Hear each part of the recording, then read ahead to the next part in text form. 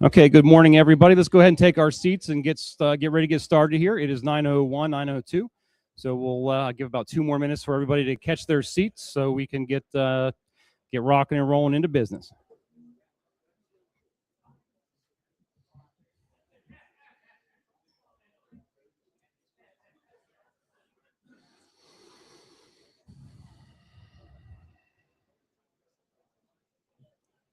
If you need coffee or water, now's a great time to grab it. I think the coffee might still be brewing, but if it might be done now, you can give it a shot.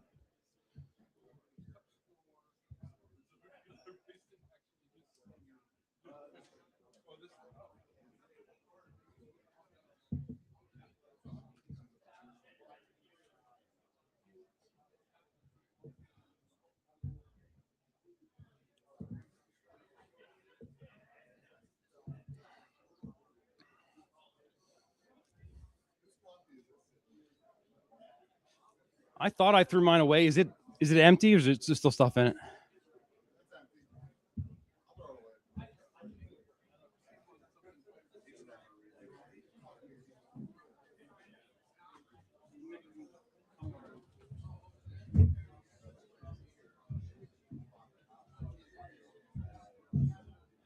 All right, everybody, please go ahead and take your seats. We're going to go ahead and get started.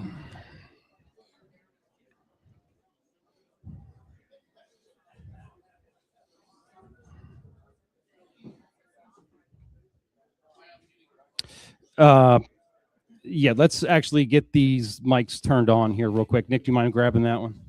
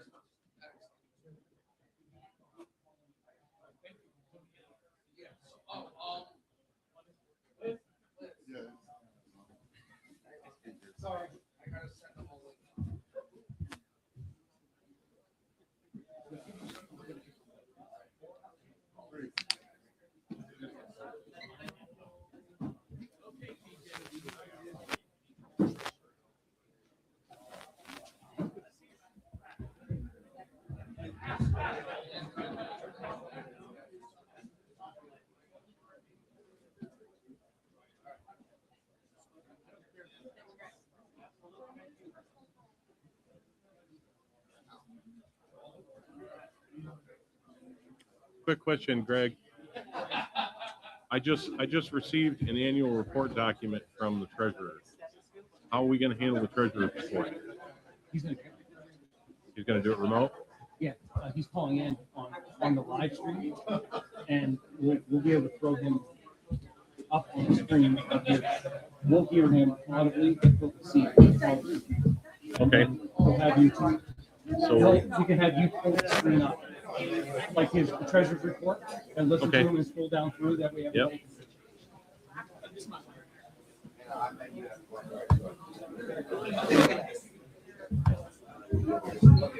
All right. Good morning. Before I gavel in here, we have a couple announcements I wanted to go over before we got started. So number one is the secretary has a couple resolutions for the end of business for this convention body to adopt. If you have a resolution, please do us a favor and send it to secretary@lppa.org so he can actually get it into an editable format so we can make changes on the fly and make sure it gets out as soon as possible. All right, number two, we do have some new lifetime members here. If you are a lifetime member who has not received their lifetime PIN yet, please come and see me sometime today so that we can make sure that we get you on that list. There's an issue with importing memberships and stuff like that from Civi, and we just want to make sure that we're all caught up on that. Number three, we do still have the LNC delegation sign-up sheet. If you're interested in going to Grand Rapids at the end of May and taking part in the Libertarian National Committee's biannual convention, please come up and see me. We can get your name on that list. And the last one is the staff here did ask us, please do not bring your own alcohol into the building. And that was it. Thank you. Okay. Okay, I'm going to go ahead and open and give some opening remarks, then we'll go ahead and get started. Mr. Secretary, it is 9:07 a.m. The Libertarian Party Convention, Libertarian Party of Pennsylvania 2026 convention is open.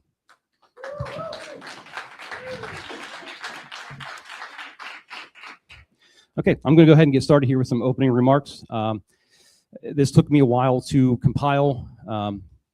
Doing this for quite some time now. I wanted to share some thoughts and kind of set our tone and motivation for today. So bear with me here. Good morning, everybody. Welcome to the 2026 Libertarian Party of Pennsylvania's convention. First and foremost, thank you. Thank you for taking the time, making the trip, and choosing to be here. In a world that constantly pulls at our attention and demands our energy, you make the decision to show up for liberty, for this party, and for each other. That matters more than you know. We have an exciting convention ahead of us. Over the next couple of days, we will have important conversations, hear new ideas, challenge old assumptions, and lay the groundwork for what comes next. This is where strategy turns into action and where advocacy turns into results. This year carries a deeper weight than most. As we mark the 250th anniversary of the Declaration of Independence, we're reminded that the ideas we fight for are not new, but they are just as urgent as they were in 1776. These weren't safe ideas. They weren't polite ideas. Our founding fathers didn't debate liberty and comfort. They risked everything for it. Their lives, their fortunes, and their sacred honor. They choose defiance over submission and principle over security. The belief that individuals have the right to live freely, speak openly, and govern themselves is not a relic of history. It's a responsibility, and one that we carry forward. But if we're being brutally honest, and we should be, we also know that the road here hasn't always been smooth. There were moments that felt overwhelming, even hopeless. Moments where the weight of it all made you question whether the fight was even worth it. Like any passionate movement, we've had our disagreements. We've had our internal battles. And along the way, we've lost people, friends, allies, and patriots that once stood shoulder to shoulder with us in this cause. We've had moments where it felt easier to divide than to unite. But yet, take a look around. The people in this room are still here. No matter what caucus you identify with, or if you don't identify with one at all, you stayed. You kept showing up. You kept doing the work. You kept believing that liberty is bigger than any internal disagreement. Because at the end of the day, those who cared and truly understood our purpose stayed. They didn't walk away when things got difficult. They didn't disappear when the work got hard or the spotlight faded. They didn't trade principle for comfort or conviction for convenience. Some chose to leave when it no longer suited them, when it stopped being easy, when they didn't get their way. That's their decision, but this movement was never built by the people looking for easy or looking for a social club. It was built and will continue to be carried forward by the people in this room, the ones who showed up anyway, the ones who kept doing the work when nobody was watching, the ones who understood that liberty isn't a hobby, it's a commitment. And that's exactly why what we do here, it matters. And that's exactly why we have to keep moving forward. So as we move through this convention, I want to challenge all of us to keep that perspective front and center. We don't have to agree on everything. In fact, we shouldn't. But we do need to remember what brings us together: a shared commitment to freedom, to individual rights, and to building a future where those principles aren't just talked about, but lived. Unity doesn't mean uniformity. It means purpose. And our purpose is too important to get lost in the internal fights. Let's make this weekend count, because we don't have the luxury of wasting time. The stakes are too high, and the moment is too important. What we do here matters, and what we build here will echo far beyond this room. So let's leave the baggage at the door. Let's sharpen each other, not tear each other down. Let's walk out of here stronger, louder, and more focused than when we came in. Because the fight for liberty isn't slowing down, and neither are we. When we leave here, we leave united, not because it's easy, but because it's necessary. Not because we agree on everything, but because we refuse to lose what matters most. Now let's get to work, and let's make it count.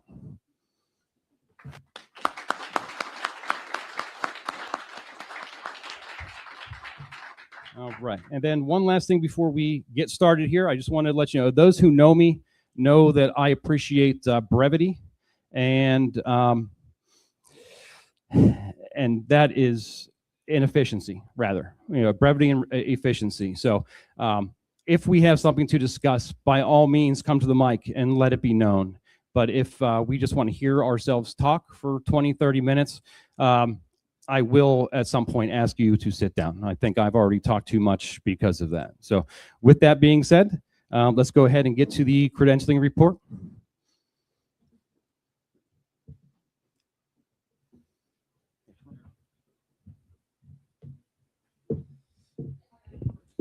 Good morning, everyone. Thank you, Mr. Chair. I have our credentialing report for this morning. Mr. Secretary, if you could please post that.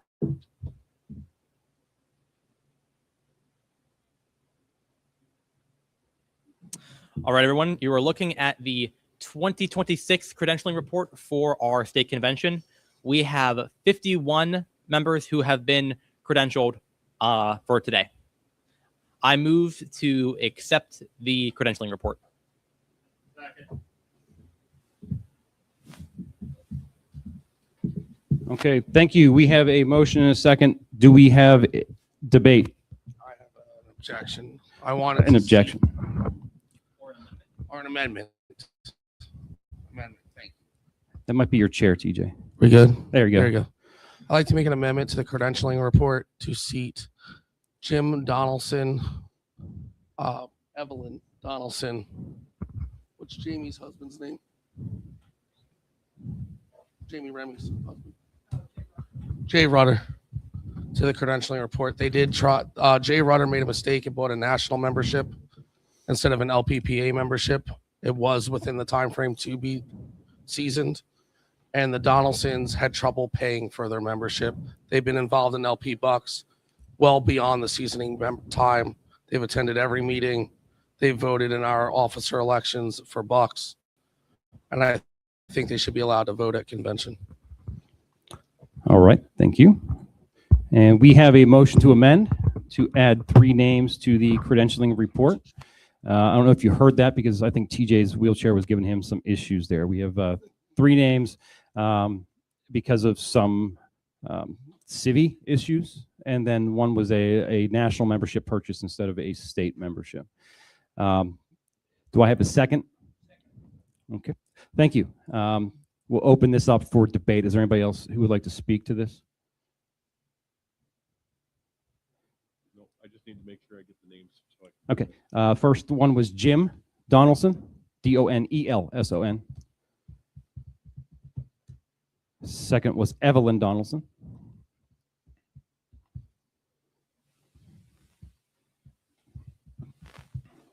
And third was Jay Rudder, Rutter.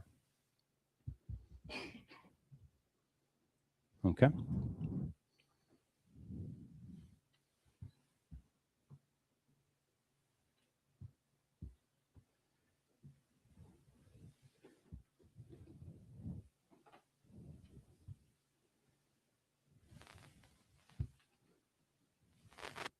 And TJ, did we find any proof that this had happened?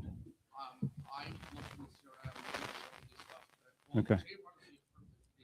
Okay, no, great. I knew about Jay. Okay, thank you. Thank you. Appreciate that. Okay, so if there's no more debate, we'll go ahead and just throw it up for yes. Okay, convention rules, just in case you forget. If you would like to speak, please walk up to the mic, and then I will address you at that point. And then please also give your name and county where you belong, so that way it can go into the record. Luke Enzer, Cumberland County. I'm almost certainly going to be in favor of this, but I just have one question about, is there anything in our bylaws about, like, can we have, like, you said that there was proof and. Yeah, I've been helping them. Okay. Can we include that with the minutes? Make sure that, so that there's not any bylaws questions or potential for JC appeals later? Yes.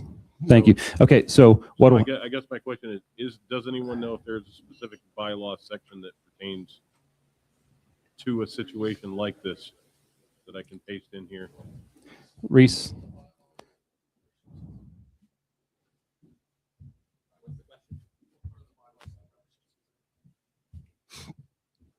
while Reese pulls that up. I completely believe that this would happen in the CRM system that we currently have. So we're just going to go ahead and pull this. This is basically for record keeping at this point. So just give us a second here. Thank you.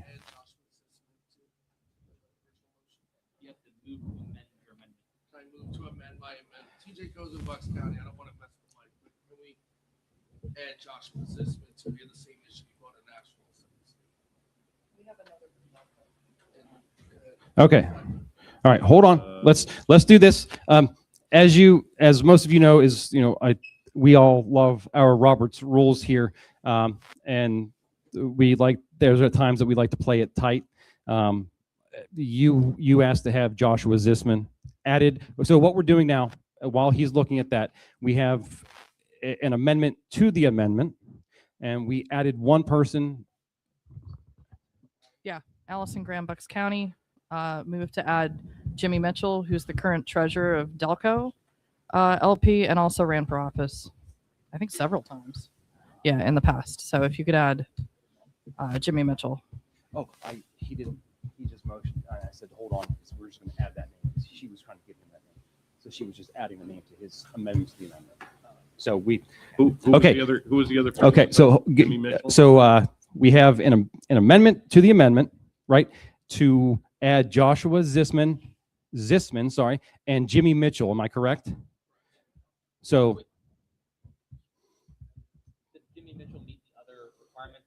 He didn't go through the credentialing process. The other ones did, and that was the only issue was they bought a national instead of a state. Oh. But the credentialing hasn't gone through for Jimmy Mitchell. So I mean, are we sure he meets all the other requirements? I could speak towards Jimmy Mitchell's qualifications. He's a registered Libertarian, and he's been a dues-paying LPPA member for multiple years. Oh, what's his issue? Why? He just arrived 5 minutes late. Oh, okay, I understand. So his name is Jimmy Mitchell. And are we going to be opening the credentialing table at any point during lunch? Yes, it will open at lunch. Okay. Okay. So just for the record, there are 4 that need to be. 5. Yeah, there are 5 total to be added to the credentialing report. So. Right.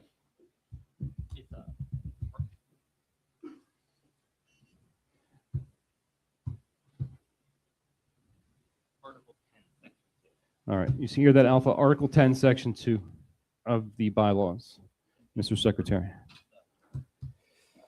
Okay. All right. So we have an amendment to a motion to amend the amendment. Do I need a second? I need a second. Thank you. We now will open the floor for debate on the amendment to the amendment. Mr. Chair, Nick Soselsky, Westmoreland. I'm thinking, because we're talking about a couple different things here and a couple different reasons that probably need to be hashed out in a couple different ways. Like we've got someone who meets all the requirements, just was a couple minutes late, and then some other issues here that we probably need to have the bylaw setting here. Are we looking to do this all in one vote, or are we trying to divide this to? Well, I was just reading the motion as it was presented. Yeah. But keep in mind, we're 2 motions deep now, right? So we can vote it down and try again and then divide. But I mean, it's really up to you guys what you want to do. Right. Okay. Yeah. Or we could also vote to adopt this amendment, the amendment to the amendment, and then on the original amendment to the bylaws, the credentialing report, motion to divide at that point. I think that's probably the best way to go. Thank you, Reese. So is there any further debate on the amendment to the amendment? Seeing none, I'll go ahead and move to a vote. All in favor of approving the amendment to the amendment, please say aye. All opposed? Any abstentions? 1 abstention. Thank you. Noted. All right, so that brings us back to the amendment. Now we have 5 people to be added to the credentialing report on the amendment for 3 different reasons. the first one, I guess the fifth one coming in a couple minutes late. Then we had some issues with the CRM, and then we had a couple national memberships. So we'll go ahead and open it back up for debate. We got, go ahead. Nick Sosowski, Westmoreland. I'm going to move to divide this.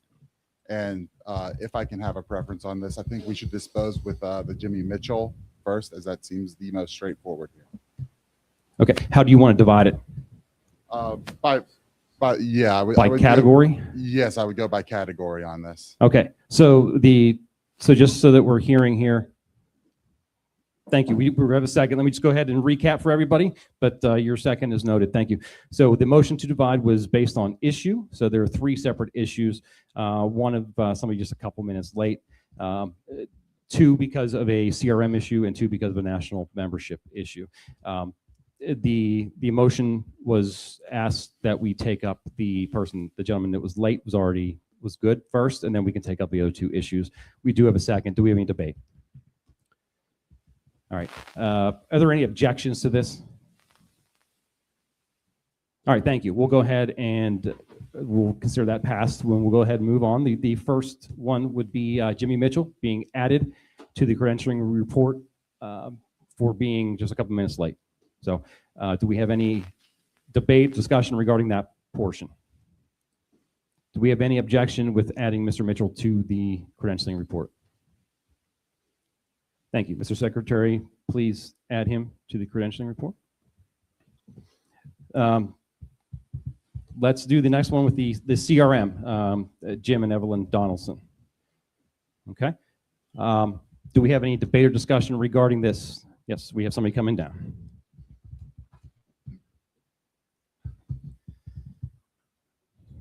Hi, Richard Schwartz. I oppose this just based on, it was always a provision that we always allowed people to come to the convention and they'd be voting delegates, but and for years and years and years, that was a time-honored tradition in this body, but people much smarter than me decided to just throw away those bylaws and everything that we used to do.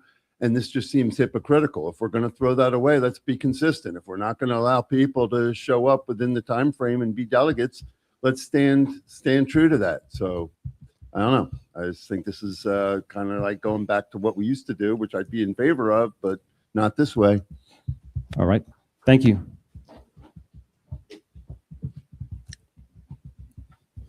All right. Please name and county.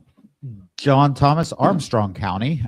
Point of information, could we see exactly what the bylaws say on the requirement? Like what exactly is the language on that? That way we can make informed decisions here. Thank you. And just when I thought we were going to have a good and easy convention. No. Actually, I'll take this any day. All right. As you see, the secretary is pulling up those bylaws currently. While he's doing that, let's keep that in mind. You're going to pull up the exact language, but I'm going to want to keep moving. We still got you, Mr. Thomas, but we'll go ahead over here to Mike 1. So in fairness, I would like to give these people a potential opportunity. If you're here, hello, sorry, I haven't met you. But I would expect that some sort of evidence of an email that was sent on a date before the deadline, evidence that they were actually trying to get the membership, any sort of evidence, I'm just putting it out there, should be presented. Thank you. Thank you. TJ Cozen, Bucks County. I have access to the CRM for Bucks. I'm typically the person, either myself or Chair Joe Bissell, that people would go to fix any of these issues. I can tell you that the Donaldsons both came to myself and Allison Graham at our Bucks meeting the month before the due date, and so they were having issues. I tried to resolve it. I did message John Fesco. I also messaged Ken Molman. Ken Molman said they were doing updates to the CRM and that they were facing brute force attacks. We've constantly had issues with membership payments from time to time. Case in point, we're handing out lifetime member pins now as opposed to when they bought it. That's your evidence of issues. where, we keep having issues with the CRM and they're not going to be resolved until we go to a better CRM. And we're going to keep having these issues at convention until we go to a better CRM. All right, thank you. Mr. Thomas, did the bylaws satisfy your need there? Okay, thank you. Do we have any other debate regarding this particular portion of that? Yeah, I'd like to see the bylaws back up, but one of the requirements was member for 90 days. I'd like to see the definition of member also brought up.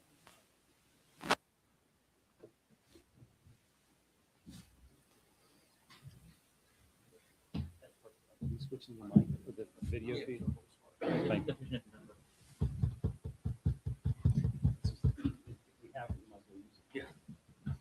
For the most part, someone else. That's fine.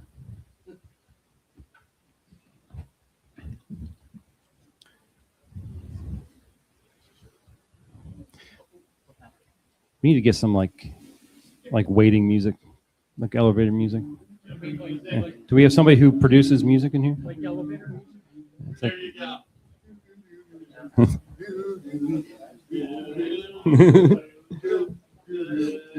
Okay. Mr. Siselsky, did that satisfy your need? Okay, thank you. All right.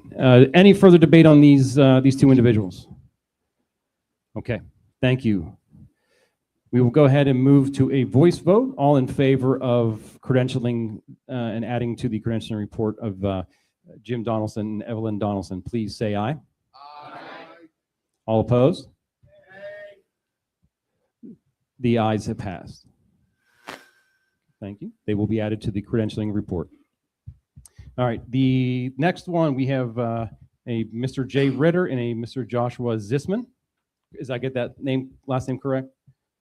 Okay, very good. And there was an issue where they paid for a national membership instead of an LPPA membership. So at this point, we will go ahead and move that up for debate. Do we have anybody who would like to speak regarding that? Hi, Tony, Clearfield County. Point of information. Yeah. We now bought a Pennsylvania membership. Both of them? Okay. Then I have no objections here. Thank you. Thank you. Are we able to confirm that? Because if they don't have it, then that could come up to JC appeal. So are we able to confirm that real quick? Thank you for bringing up that point, Tony. I appreciate that because I don't want that to be a JC issue. So, and is Mr. Rudder? I haven't seen him yet. He'll be here momentarily. I saw a couple of them. Mike, one? There's one other requirement to be a member, and that's to sign the LPPA pledge. Correct. As these two people sign the pledge. Okay. Okay, so that is, they both have? Right, okay, thank you. Yes, that is part of it. I believe that is actually required. Whenever you go to yeah, actually we had this debate in the Region 5 chat regarding it being required nationally or by the state. So, yeah, so we will.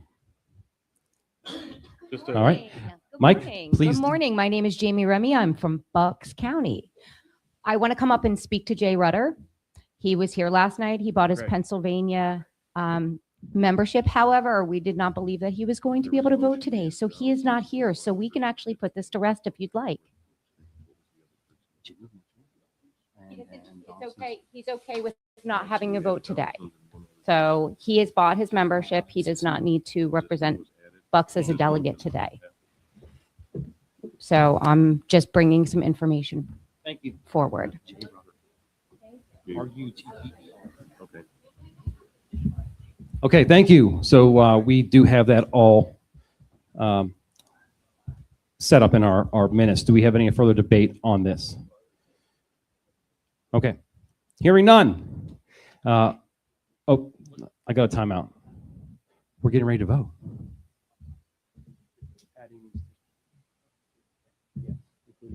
So, yeah,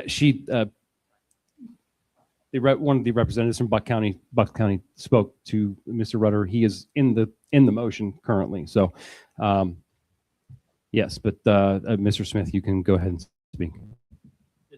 To answer Tony's question, Mr. Disman is buying a membership right now. Thank you. Mike 1. Could I make another motion? Brandon Bench from Bucks County. Could I make a motion to divide? And if I could speak to that motion. Yeah.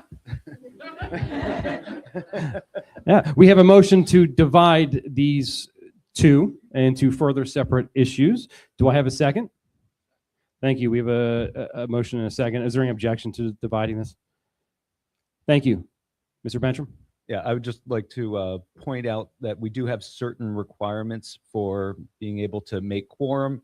And so if we do add individuals, which, by the way, Jay is a personal friend of mine, as much as I like him, if we add him to the credentialing report, it can change things later on with, you know, how many delegates we have, I believe. Is that correct? So I would just urge us to consider, are these individuals moving forward going to be here, or are they going to affect our members or our numbers when we come up to votes, especially if we have something where we're trying to, late in convention, trying to make quorum and things like that. It might be something for the membership to, consider. Thank you. Well, just bear in mind that if we are efficient, we should not have an issue with quorum. Hopefully we can get the majority of it done. So, all right, so we have a motion to divide. It's been seconded. Do we have any further debate on this? Sorry, Nick Can I get a little better description on that motion to divide what from what? The two names, to divide the two names from adding to be credentialed. So basically we're down to two people left that have not been credentialed. Okay. We're splitting those two, and then we will take up each one of each of those two individually, is what the motion was. Am I correct, Mr. Bencham? Okay. Thank you.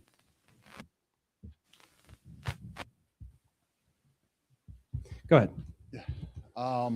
Mike 2. Yeah, Nick Sosowski. Want to vote, not vote people, allow people to vote here. The biggest question in my mind is we are bound by our bylaws. The previous vote, I think there's an argument that, making the application, the effort there, and, and evidence exists that the attempt was made, that's one thing. I'm really struggling here on, our mistakes, an attempt to make an application, I guess. Is a mistaken, buying the national, because it is extremely confusing, right? Like nowhere on the national page does it say, hey, by buying this, our state affiliates have their own requirements for participating. Check with your state affiliate to figure out what their actual requirements are, because they vary state to state. I'm just trying to make sure, I'm trying to make sure anything we do is within the scope of the bylaws, because that is what we are bound to as the convention body. Okay. Thank you very much. Appreciate that. Any further debate? We got one more, at least. Mike 1, name and county, please. John Fetzko, Delaware County. Thank you. Kind of something Nick said jogged my memory. I mean, if we're going to be going against the bylaws here, shouldn't we have to suspend the rules? And since we moved bylaws to every other year, shouldn't we require a different threshold in order to pass this? Thank you. Thank you. If we want to open that can of worms, we can. But then we're probably going into afternoon tomorrow, I'm assuming. Thank you for your, I actually tend to agree with that. But do we have any further debate on this? Okay, hearing none. This is, again, friends, this is for the motion to divide the names from two people to two individual issues. All in favor, please say aye. Aye. Opposed? All right, motion passes. Motion to divide passes. All right, with that being said, we'll go ahead and bring up, right, that's exactly, I was just trying to read there. I chicken scratch. Jay Rudder first. Do we have any further debate on Mr. Rudder? Hi, Tony DeRazio. Sorry, we're having a problem with that mic. I apologize. Mike 2. Tony, that's not your fault. We'll go back to Mike 1. Hi, Tony DeRazio, Clearfield County. I work around the technology. Point of information is Mr. Rudder in the room today? He is not. Is he going to be in the room today? Yeah, he will be afternoon. He'll be here in the afternoon. Then I'd like to make a motion to move this to the table until such time that Mr. Rudder shows up. Okay. So we have it. Okay. So let me just, so for our records, I just want to make sure we have a motion to table Mr. Rudder's name until the afternoon credentialing session at this point. Yes. Postpone, rather. Sorry. Postpone. Perfect. Thank you. I always screw that up. That's my Libertarian AI back here. Go ahead. Request for information.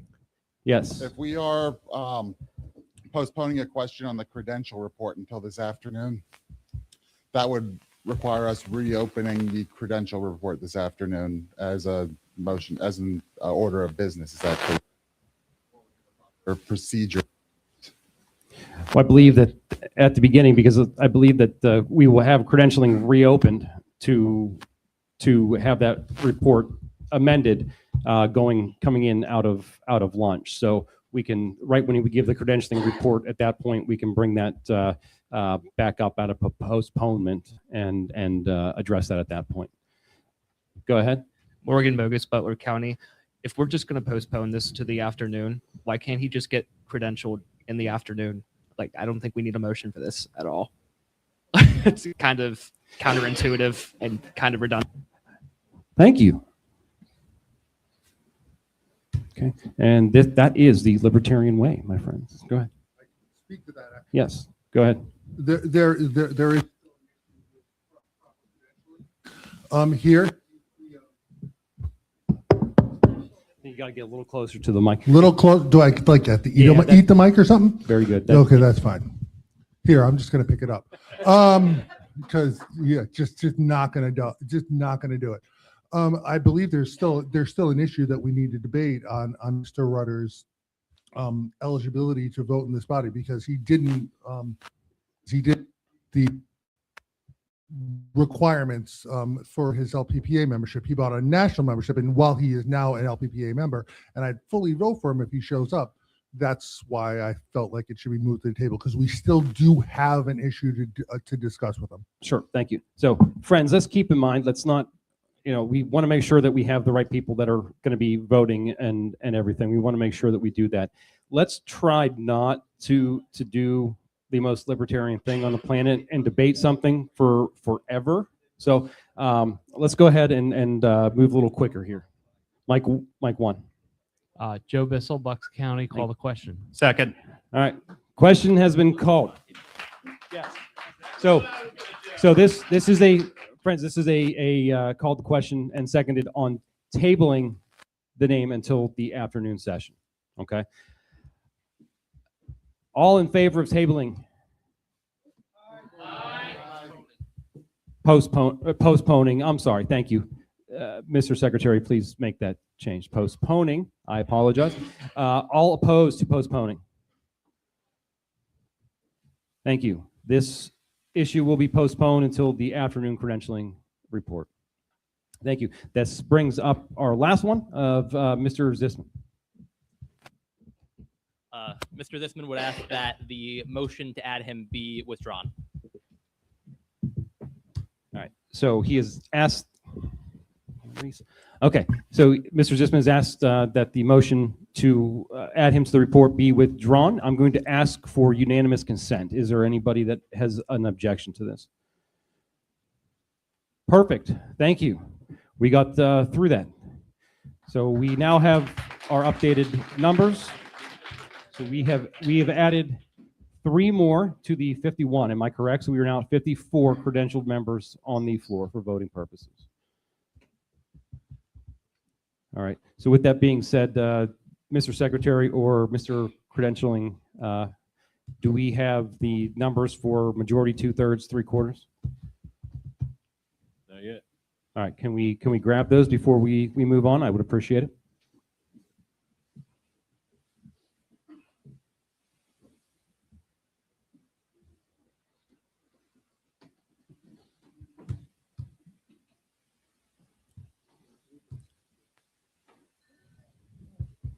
And also, while he's getting those numbers, governance committee, do we have the convention rules? Because that's up next. They're in oh, I need them on the floor so we can see them.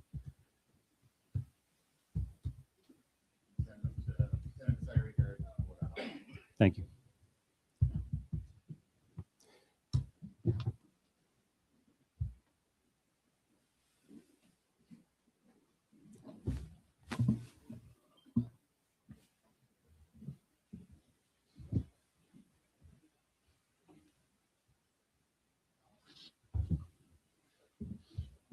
Guys, believe it or not, we're actually moving at lightning pace at this point.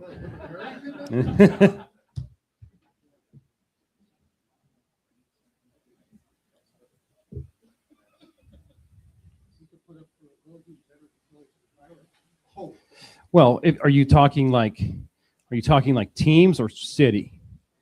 Because teams, I would say the Phillies, but if you're talking city, I think it's a completely different story. Now, okay, so teams, yes, then I would actually, I mean, Paul Skeens is the best pitcher in baseball, but I think that the Phillies have a better overall team until Connor Griffin gets good, and then it's going to be out of control. How many years has the Pirates been saying that until somebody gets good, it's going to be out of control? Well, the last really good player that we had besides Paul Skeens was Andrew McCutchen, and he took us actually to the playoffs for the first time in 22 years, and that was one of the most exciting times I've ever seen in my life in Pittsburgh since the early 90s, since Sid Bream ruined my childhood. Yeah, that was bad. And Barry Bonds didn't do anything to help that either. So, sorry, I apologize. We were just kind of waiting here to get the numbers. Okay. Okay. He sent you a new report just so that way you have it. All right, friends, we got our numbers. Looks like majority is 28. 2/3 is 36, and 3/4 is 41. Okay, so we have our numbers for this morning. Hopefully, we can get to potentially using those numbers this morning. Okay. I'm sorry? I'd like to inquire as to what's 14 times 3. That would be 3/4. 14 times 3.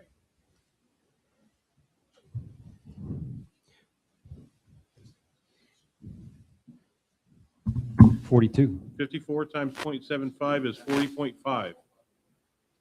You need a majority. You need a number higher than that, so that would make that 3/4 would be 41. At least according to my calculator. All right. We're good. We're just doing libertarian things again. We're good. Okay. Right. That's all right. So we have our credentialing report. We are good to go there. Let's go ahead and move into the adoption of the convention rules. Mr. Secretary, do you have the convention rules you can post? They have been available. I know not all of you are in our base camp. They are there. I thought we were going to have them printed out. Convention rules.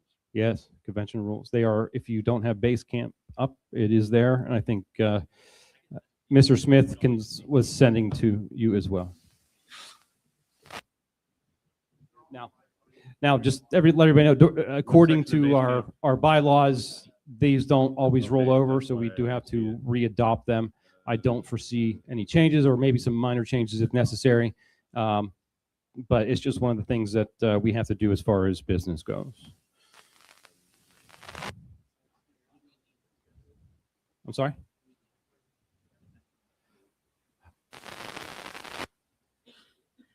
If anybody would like to see a physical copy of the convention rules? Anybody?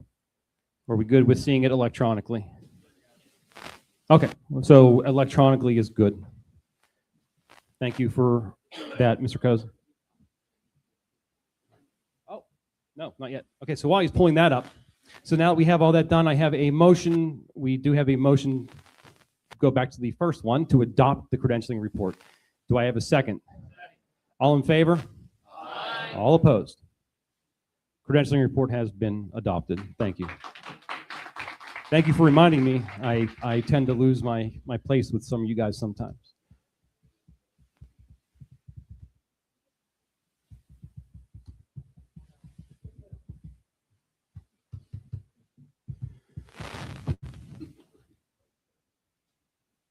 taking some time there.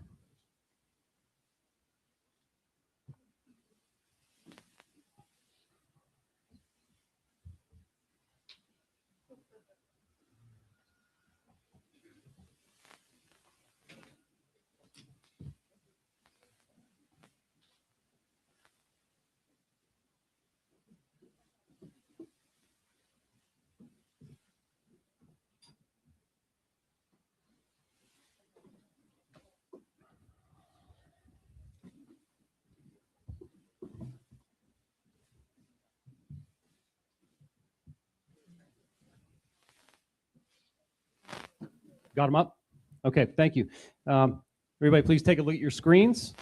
The convention rules are up there. Mr. Secretary, if you can scroll slowly while we take a look at them and then see if, actually, I'm going to need a motion first.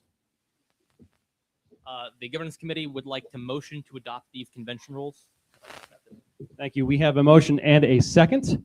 I'm going to go ahead and give it a second for everybody to take a look real quick, and then we can get into debate or the vote if necessary. Yes, you may please speak to it.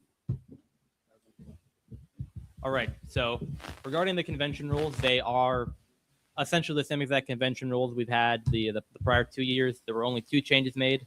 One article was taken out because it was redundant with the new bylaws we passed last year. And there's one section where it lists all the items of business, and that needed to change from last year because now we have the alternating convention year. So it said, like, we're going to do bylaws and platform, and it didn't mention any officers. So we have that switch to follow this year. So that's the only changes that happened as compared to last year's convention rules. All right, thank you. All right, with that being said, and this being up for a couple minutes, do we have any debate regarding the convention rules?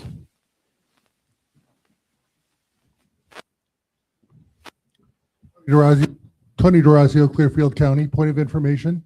It said in Article 1 that the chair a parliamentarian may be appointed by the chair. Did the chair choose to appoint a parliamentarian? No. Thank you.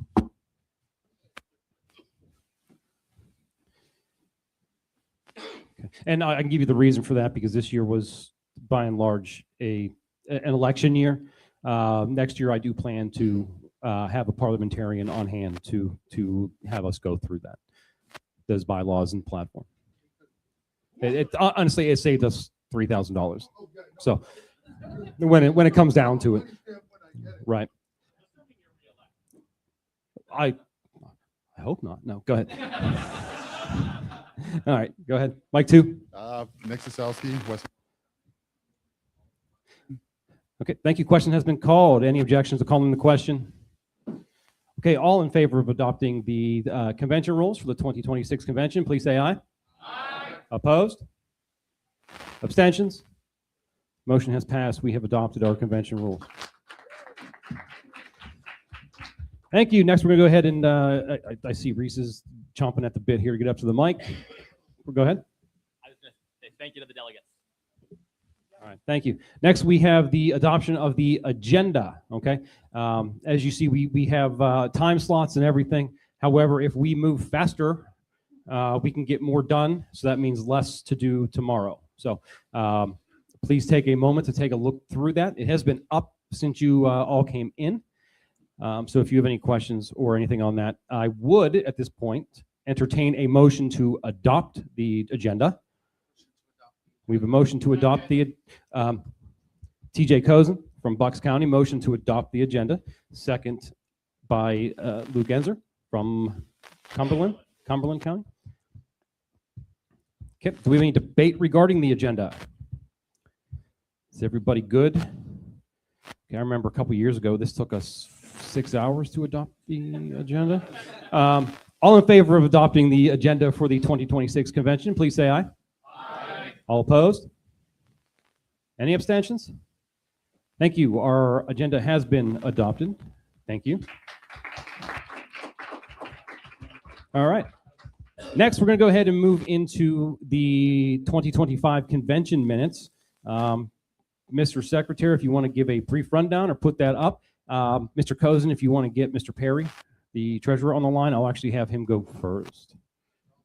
Okay, perfect. We'll have him go first. And if you're talking to him, please tell him that I will call him this evening at some point. I want to go over a couple things with him. And I miss him. Okay, can you hear me?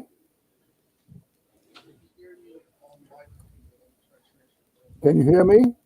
All right. We're not quite ready for you, Mr. Treasurer. We will be ready for you here, hopefully, in just a few moments after we get the 2025 convention minutes out of the way. Yeah.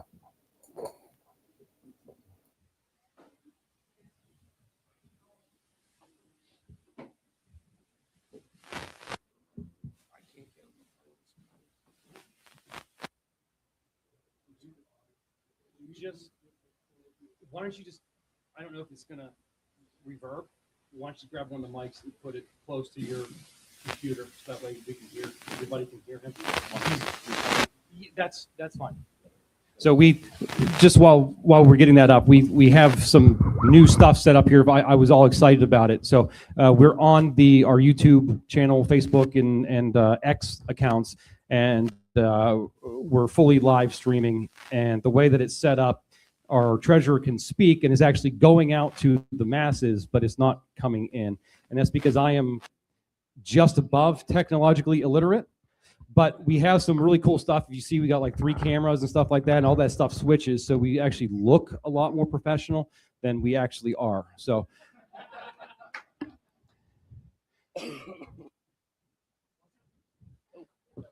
boop, boop.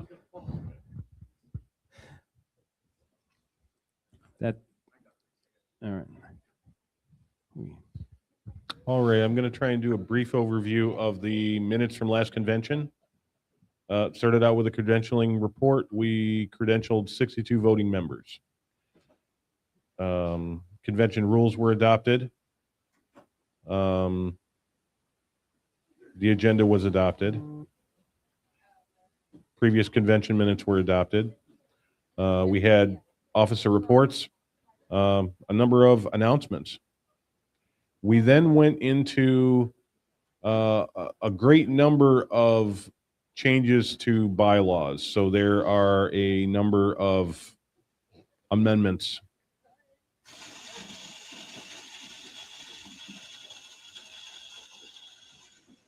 I will note that that this document's been up on Basecamp for a lot of months. Went to lunch 10:59 Saturday. Came back to order 3:07. At that time, the credentialing report was 64 members.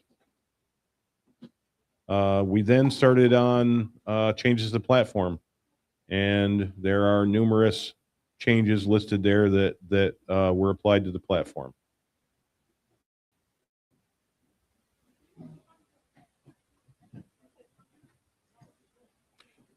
Sunday looks like we went through and did JC elections and did some awards.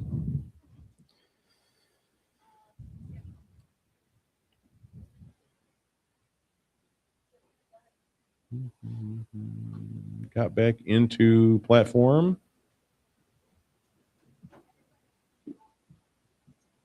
These sections are quite long, and then eventually ended up closing the convention 11:48 a.m. That Sunday morning. After a couple resolutions, I believe. So with that, I would entertain a motion to approve the minutes from the 2025 Libertarian Party of Pennsylvania Convention. Please come up to the mic, or you can even yell. I don't care.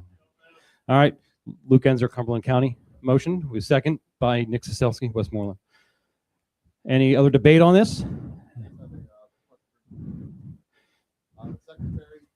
Just lift. You're like 8 foot tall. Just lift it up so that way we can. Oh, that one's off. Okay, sorry, Nick. We're good.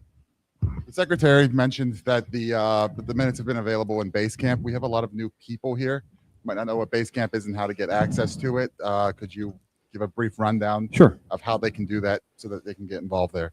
Sure. Okay. So Basecamp is our project management tool that we use for the board, the executive committee, the executive board, and everything that has everything in it. We also have county affiliates and county affiliate pages and boards, so that way they could use that free of cost to them to help their own projects that they may have in their counties and everything like that. My suggestion, if you wanted to get access to that, either talk to your local county affiliate chair, talk to your regional representative, or anybody on the executive committee, and then basically they'll send it to myself or an admin to get you added into that. And then we will just, you can determine which feeds basically which information you want to see, which information you want to be on. It has all of our committee information. It is currently basically holding everything that we currently use. Now, with that being said, I think that going forward we may want to start putting some of those minutes and stuff back on the website. But for those who don't, that's just the casual libertarian who likes to come to conventions. But if you are interested in joining Basecamp, just reach out to your chair, your regional representative, or somebody on the board, and we can make sure that we get that for you. Thank you for that request for information. Any more debate or discussion regarding the minutes? Motion, I'm sorry. All in favor of approving the 2025 LPPA convention minutes, please say aye. Aye. Thank you. All opposed? Any abstentions? 2 abstentions, please note. Thank you. The 2025 convention minutes have been approved. Okay, thank you. Next, we're going to go ahead and, just get real quick, just let everybody know after that 40 minutes talking about the credentialing report, we're actually back on track and about 2 minutes ahead. So that's excellent. Thank you. So we're going to go ahead and move into technically what should be our last portion of this for the morning, but we might be able to get moving into some of the other ones after that, I believe. Is the executive committee reports. We do have the treasurer who is on the phone with us. Mr. Cozen is actually going to hold the mic up to it so he can give a report out on the LPPA financials, and the secretary is going to go ahead and pull up that report onto our screens. So, Mr. Perry, Mr. Treasurer, whenever you are ready, the floor is yours. Okay, thank you, Mr. Chair. I would like to say that I have great regrets that I'm not there in person. Unfortunately, I had some recent disappointments in my medical conditions, and we've judged it just too risky, in part because of the stress of having so much fun of attending the Libertarian Convention. But if the secretary is ready and has a copy of the reports that I sent him at the very last minute. He had it at first. Please have Mr. Perry just hold on for 1 second. Greg, if you can hear us, we were hearing you really good. Then it started getting low, and it came out. It's on our end, not on yours. So just give us a moment here till we get that squared away. All right. Go ahead, Mr. Perry. Talking, so you could tell whether it's working. Yeah, you can keep talking too. I love hearing your voice. Yeah. We all miss you. At some point, I think we need to address the chair's problem with his great love for treasurer's reports. It does sound a little concerning to some of us. But all right. It looks like in the background the secretary has my report up. Okay. Yes, sir. We're ready for you. Okay. I have prepared a 2025 annual report in standard financial report formats with all the standards according to the National Association of Nonprofit Financial and Accounting Professionals. And it's posted in Basecamp, and I'm hoping that it will, we can make it more available to the general public, because right now it's just in the board section. As of the end of 2025, we had total assets of $25,300. we ended 2025 better off than 2024, despite having $8,000 less revenue. Now we were continuing to do our work. It just worked out that we had less to invest in money in. You'll note that on the first page that the assets balance out with our liabilities and net assets. So we can move to the next page. We can talk about revenues. In 2025, we brought in total revenues of $32,403. A significant portion of that was from memberships. Also, during the year, we had a total of $25,448 in expenses. So we ended up with a net gain over the year. That's how we ended up with an improvement in our assets, current assets.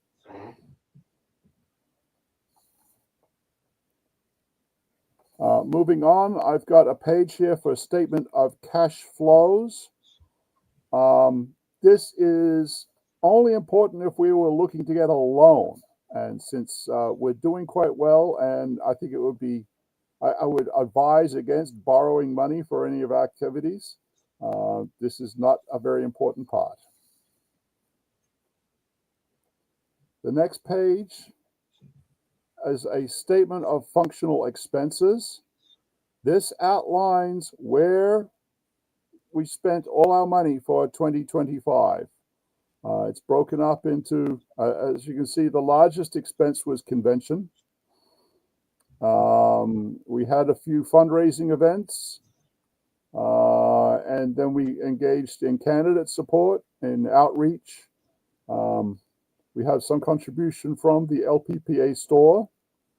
And then, of course, we have general administrative and fundraising expenses. My final page is footnotes to statements. I actually do have footnotes to further explain some of these if you have any difficulty reading a financial report. In addition, I would like to make the following comments. It's my conclusion from 2 years now of being treasurer that when we have events, we try to put on fundraising events where we gather together.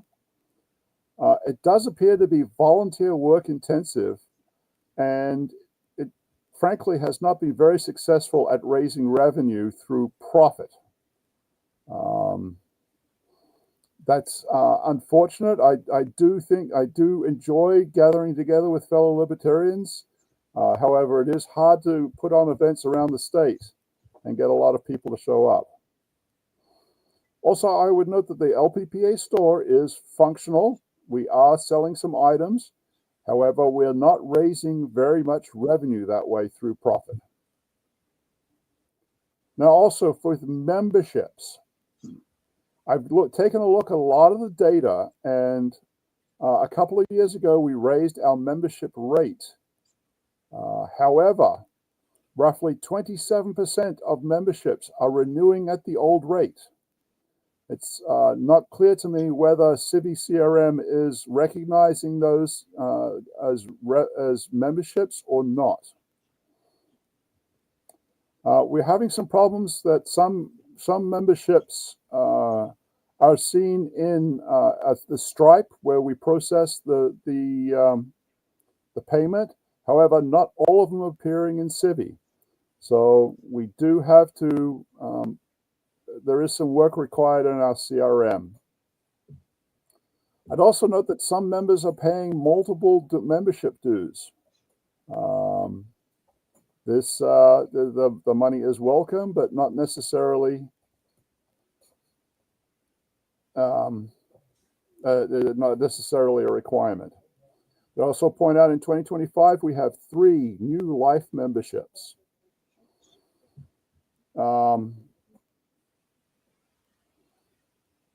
So I guess in general, it would be good to us. Well, one of the other points that I have is that it's extremely difficult for members to look up and see what the status is on their membership, make sure that their dues are paid, and to see when their next renewal is. And these are issues that I would like to bring up in the future with the committee, the appropriate committees, to help us smooth out some of those things. Finally, I've got some notes on transactions. We've started using, at some point we started using GiveButter in addition to the payment processor Stripe. I'd like to point out that GiveButter is slightly more expensive than Stripe as far as fees go, but however, every time we use GiveButter, it does ask somebody to cover the costs. So it's actually covering more costs for us. But also, for a financial position, GiveButter is really hard to reconcile. They don't give reports, and I had to go through the transactions and make sure we have the proper data from that way. That completes my report. Is there anybody in the audience that has questions regarding my report? Any questions regarding the report? All right, thank you. Mr. Treasurer, I do have one question for you, just for official sake. If you were to be nominated for the treasurer position again, would you accept that position? If I were to be nominated, and the pleasure of the delegates is that I would be able to continue. I would be glad to continue serving as treasurer, and hopefully my health improves and I'll be able to participate more in the in-person gatherings. All right, thank you.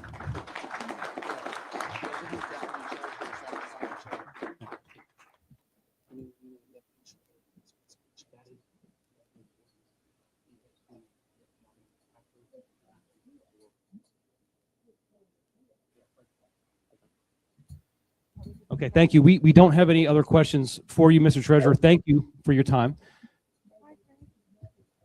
Bye, Greg. You're more than welcome. Bye, Greg. All right. Excellent.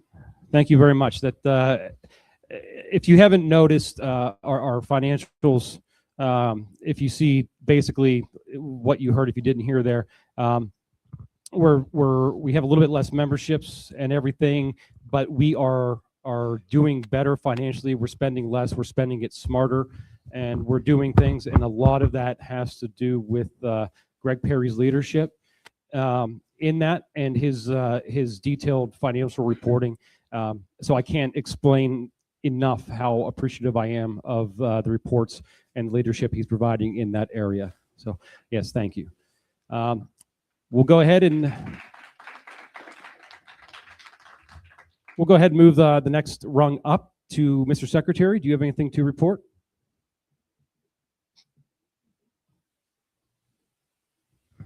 Greetings. Yeah. So I've got a couple things to report. One of them is that I could say that all of our records are currently up to date as far as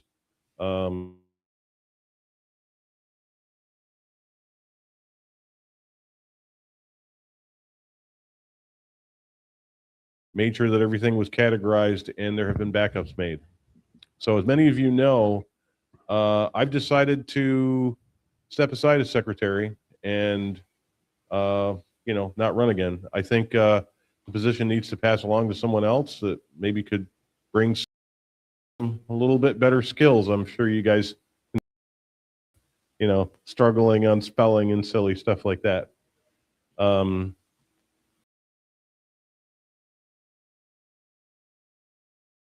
Other things in the LPPA at some point. So that's pretty much my report for now. Thanks, guys. All right, thank you.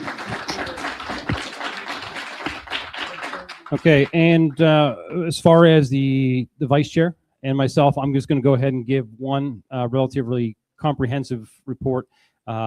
Just to give everybody a heads up, what I'm doing here with the with the vice chair's report is we're going to basically just be talking about the committee work that we've been doing, since that is one of the biggest things that the vice chair does is is round up those committees. And I was able to gather some reports from almost every standing committee, and I'm going to give a quick recap of some of the highlights, lowlights, and what we want to do going forward here real quick. So if you can, just bear with me while I read this off. I literally just put it together about 2 o'clock in the morning.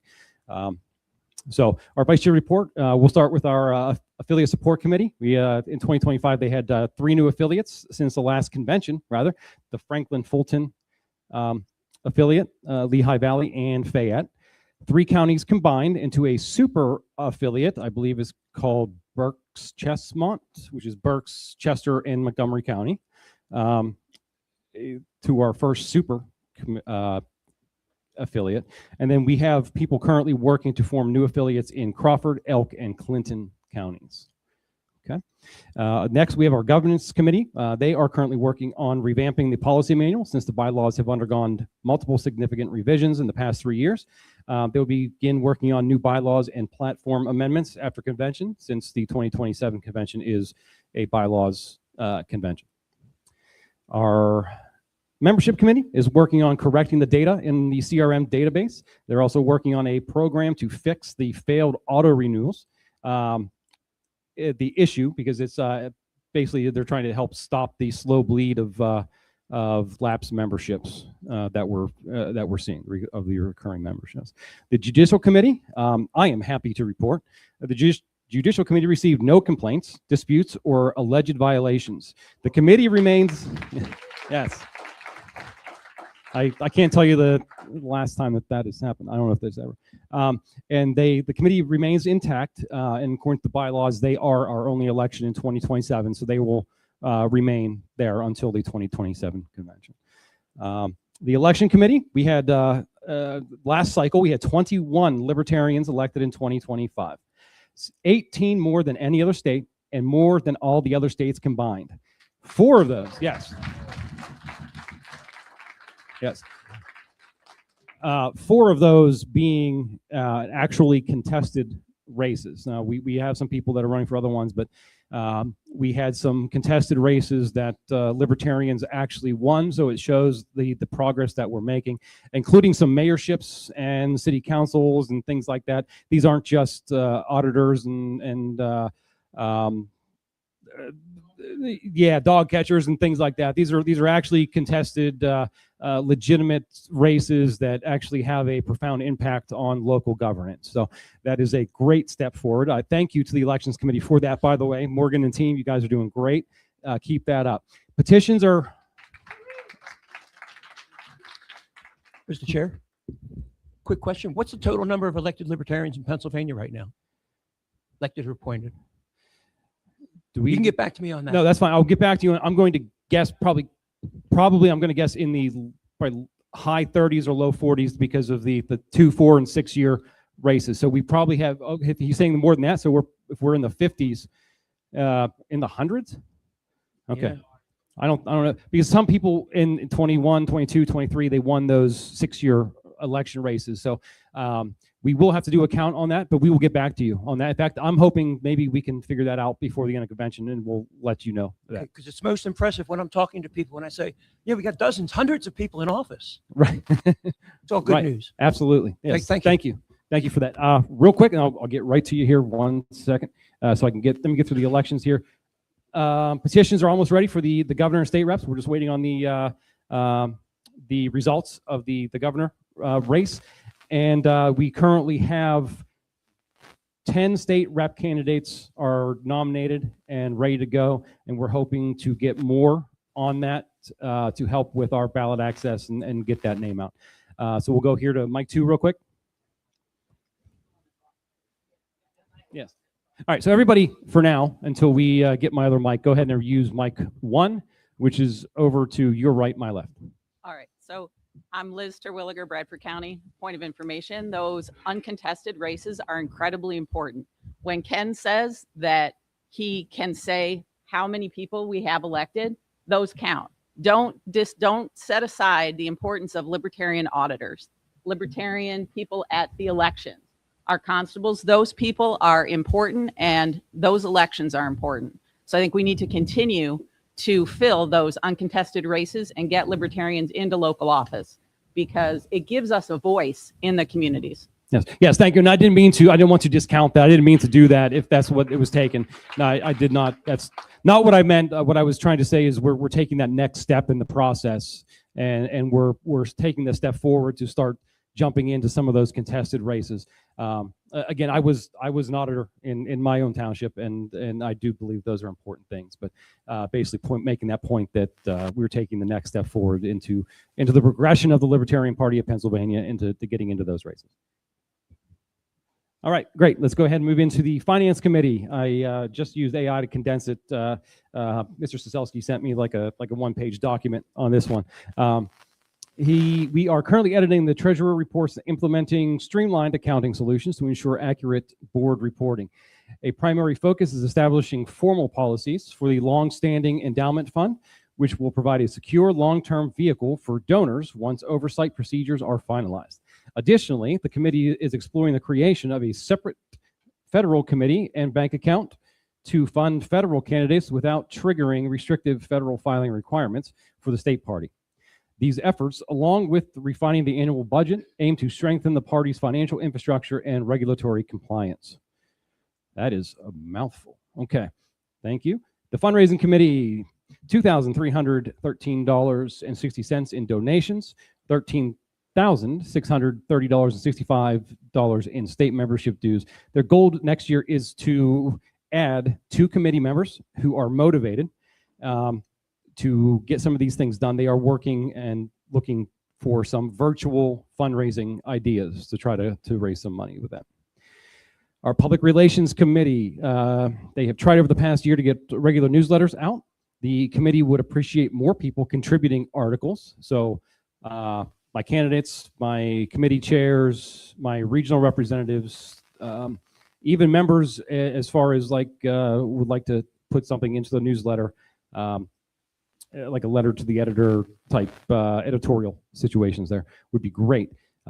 We look to set a schedule for next year and solicit articles. Articles can be about affiliate news, candidate news, state legislation that would be of particular interest to libertarians and other opinion pieces.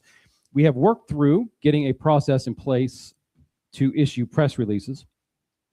The process resulted in one request for a radio segment interview about a resolution passed at last year's convention. We had goals set by the board to increase social media following by 20% on the large social platforms. We are 90% of that goal on X, formerly Twitter, 92% of that goal on Facebook, and 104% of that goal on Instagram. We are exploring creating an LPPA show to help promote the party and candidates. Thank you. We did not get anything from the Public Policy Committee. So that is your vice chair's report. And then I just have 2 quick paragraphs here, then we can get moving on. As far as the chair's report, so overall membership did decline, 66 overall from 2025 to 2026. The majority of this can be attributed to the failure of the auto renewals. The board of directors has continued to professionalize the organization by making smarter financial decisions, streamline those decisions, and work towards overall goal of liberty. We retained minor party status in 2024, thanks to all the hard work of the elections committee, our state rep candidates, and our 4 statewide candidates. The LPPA, yes, that is something to be happy about. All right. The LPPA, we did retain our CRM access with the Civi project that was discontinued from national, and the states went out on their own. This is what helps us be able to contact you and things like that. So, and because it was by far the best financial choice, we will continue to evaluate this and make a change if it becomes appropriate at that time. For 2026, 2028 campaign, if I am reelected, it will be my priority to retain the minor party status again this year. This can only be done with a full effort from all active libertarians. So everybody here, and we will have the petitions available. So I do want to see one in everybody's hand as they walk out the door whenever we're done with our convention. Let's see here. I would also like the Public Policy Committee to start pushing legislation to our state elected officials. The Defend the Guard is something that's near and dear to my heart personally. Being a former Guard member and veteran, that is something that is important. I think that we have some pieces and people in place to make those things happen. One of our biggest champions nationwide. She's not here, but she's one of our Pennsylvania girls. Alicia Goodnight spends 15, 20 hours a week making phone calls, calling legislators, senators, and things like that, trying to get that done, but pushing that. Right. Okay. And then I plan to continue to push the board forward to working together and being more efficient. If anybody has been or seen a board call in the past 5 years, they can attest to the difference in the professionalism and the efficiency that we have gone through, and that is greatly appreciated. That's not just me laying the hammer down when I need to, but it is the board working together and doing a lot of good things for the betterment of the LPPA, and that is something that I absolutely appreciate. So, thank you. Okay, that was our executive committee reports. We are 30 minutes early, so we can actually move into officer elections. We have 4 executive committee elections at this point. We want to have a 5-minute recess to break. How about a 7-minute recess? Let's come back at 10:30. Okay.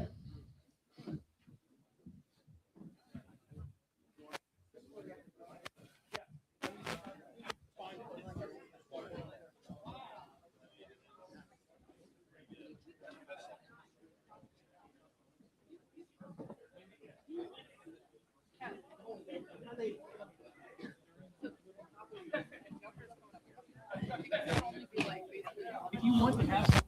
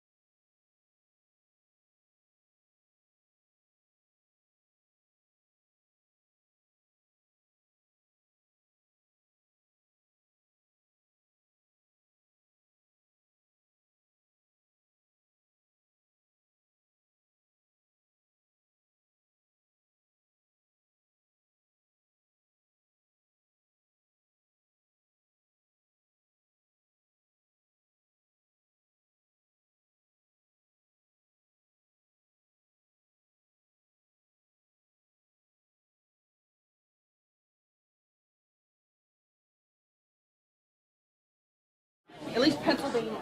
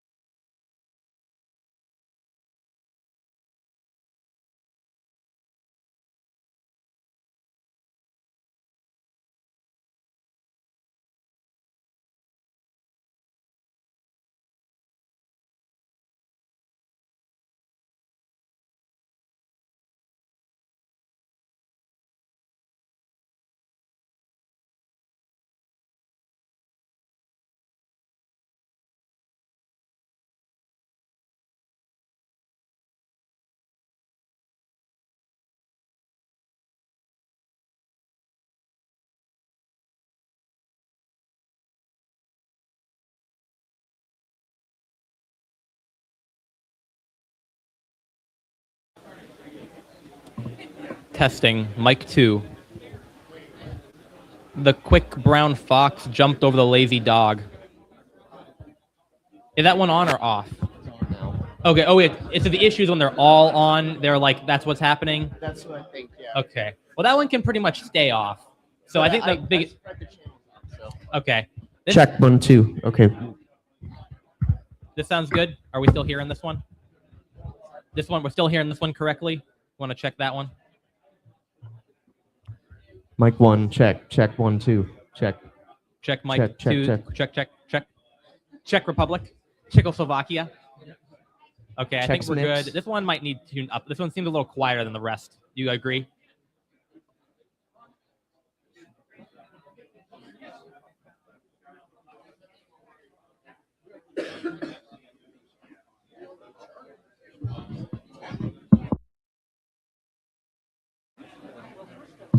Okay, testing this volume. I think this is probably good, don't you think?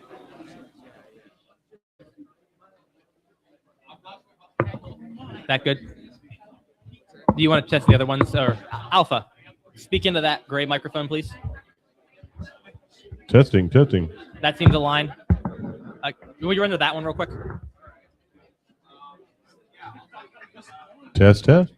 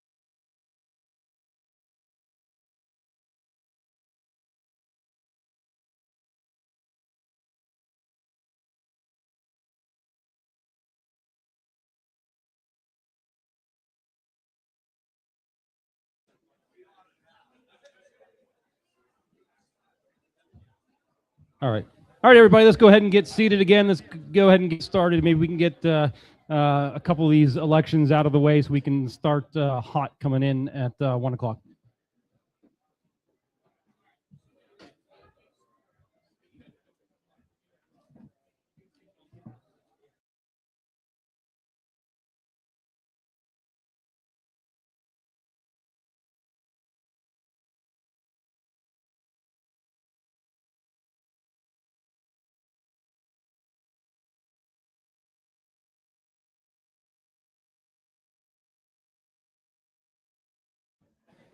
All right, let's go ahead and everybody have their seats. Let's get started on the elections. Do we have anybody else outside? Do we need to run and yell at them to get in here? We can just get started. All right, it's 10:33. I gave you guys 11 minutes instead of 7. You're welcome. Okay. So we are in the portion where we're going to go ahead and start the executive committee elections. So we will go ahead and start with chair. Since I do intend to run, I will actually give the microphone. I'm not going to give it to my secretary, and he's the only other executive committee guys here because he's doing some work. I'm going to give it to my Southwest Region rep and our governance chair to do the chair election.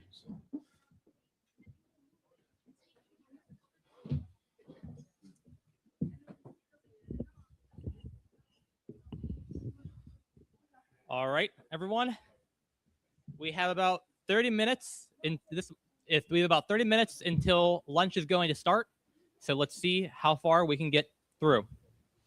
Right now, the item on the agenda is the election of a chair of the Libertarian Party of Pennsylvania. I would hear a motion to open nominations for chair. Is there any objection to opening the nominations? Hearing none, the nominations are open. Now would be the appropriate time to approach the mic and make nominations.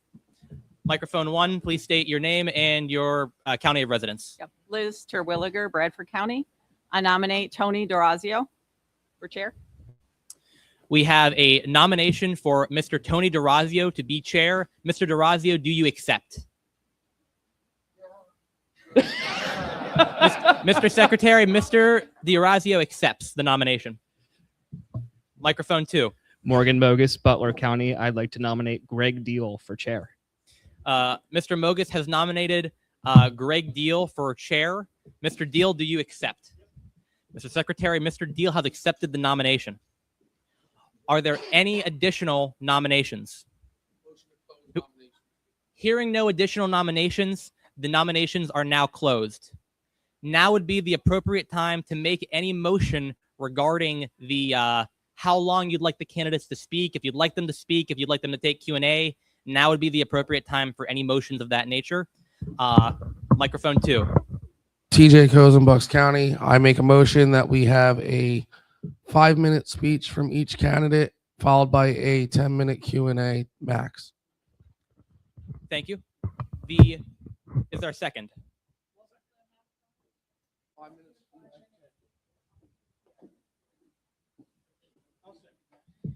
There is a second for that motion. The motion is to allow each candidate have 5 minutes to give a speech to the delegates on the floor, and then an additional 10 minutes of member Q&A, up to 10 minutes. Thank you. Up to 10 minutes of Q&A from members on the floor. Is there any discussion on this motion? No discussion? Hearing no discussion, we will now proceed to a vote. Is there any objection to the member's motion? Hearing no objection, that motion is passed. So now we are going to allow each member to, each nominee to speak for 5 minutes. Yeah, 5 minutes to their nomination, and then we will take questions. If there is no objection, we will go in the order in which the candidates were nominated, and I will moderate the question asking. Is there any objection? Hearing no objection, that's what we're going to do. That a point of Yeah, Mr. Chair Pro Tem, I have with me my Toastmaster timing cards. So if you're doing 5 minutes, you can give them a green at 3 minutes, yellow at 4 minutes, red at 5. So that way they can see what's going on, and I would pass these on and somebody could keep time. Are we have any volunteers to keep time? Thank you, Allison. Okay. And by the way, I have Toastmaster for the bottom. If anyone's a Toastmaster, stop, see me. All right. Mr. D'Orazio, please come to the lectern.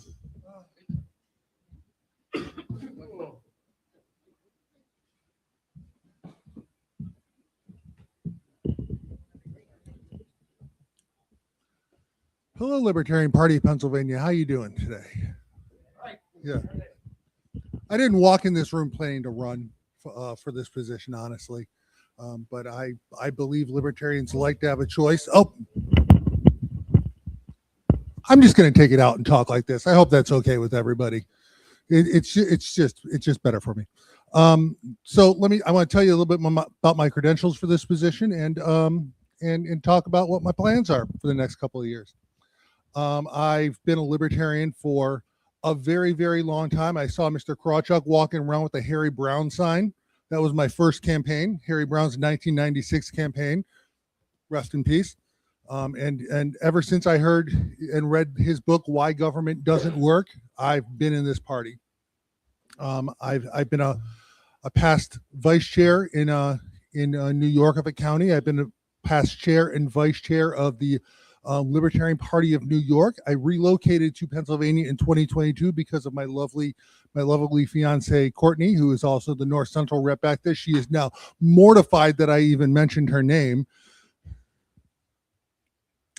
While I was chair of the Libertarian Party of New York, we were one of the top affiliates in the nation in fundraising. We were one of the top affiliates in the nation in candidates on the ballot. We had 200 candidates on the ballot in 2019, and we got 100 of them elected. That has since been overshadowed by what Pennsylvania has done in every year since then. But that one year when I was chair and vice chair, we had a really good time. We've had some great growth here in Pennsylvania in that regard, and we are blessed to have a lot of offices to run for here in Pennsylvania. And I'm going to continue that strategy of running libertarians and making sure that we show the state of Pennsylvania what real liberty looks like.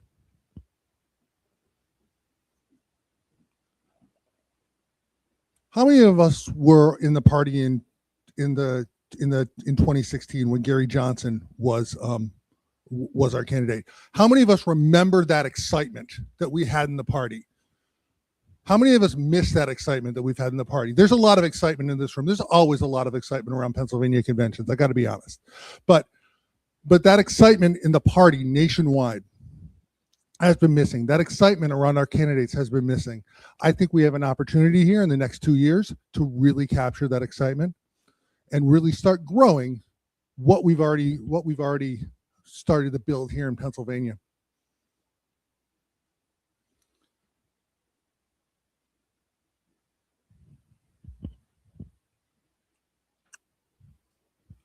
Thank you for bringing those cards, Ken, because by the way, we all knew you brought those. We all knew. Just so we're clear. You'll hear me talk a lot about candidate support and supporting candidates like whoever our governor candidate is, and I see that Ken has already got his sign up on the wall at the back of the room. So, and he has been before, and all of our state house candidates that we're running this year, and hopefully a lot more to come. That's been my guiding force since I got really heavily involved in the party about a decade ago. It will continue to be my guiding force, whether this body chooses me or Mr. Deal as chair for the next 2 years. It's going to continue to be my guiding force to grow affiliates like I've done here the last couple of years. It's going to continue to be my guiding force to make sure that we're putting out a good libertarian message to the people of the Commonwealth. It's going to continue to be my guiding voice to grow this party and grow the unity that I've actually seen grow in this party. I thank you all for your time.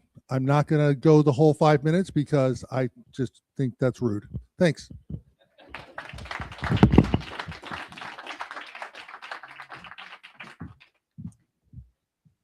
Thank you very much, Mr. D'Orazio. I would now request that Mr. Deal approach the lectern.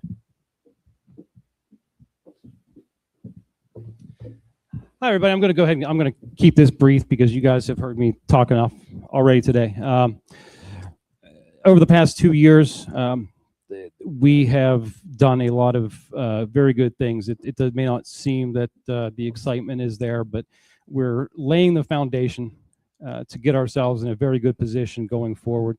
The excitement is great, and I enjoy that. I enjoyed the 2021-23 campaigns whenever we were running 120 some libertarians and things like that. But in order to grow, we have to add those types of things in with additional steps. And sometimes we're going to have some growing pains. We lost a lot of good key people along the way, and we're still continuing to move forward. I think we have finally have a good, steady approach. We've righted the ship. We've become more professional of an organization. And to me, that's one of the most important things that the state board can do is become professional and streamlined, and to be able to help our candidates and our affiliates, because they're the ones that are out there actually doing the activism and doing the things. We can sit on a board chat, a board call and talk for 3 hours about something, but it's actually the people on the ground that are doing it. And we're laying that groundwork for them. And so I think that we've gotten, in the past 2 years, we've gotten some good people in place, and we have done that. And I hope to continue that going forward. That's all I had. I'm gonna keep it brief. Thank you.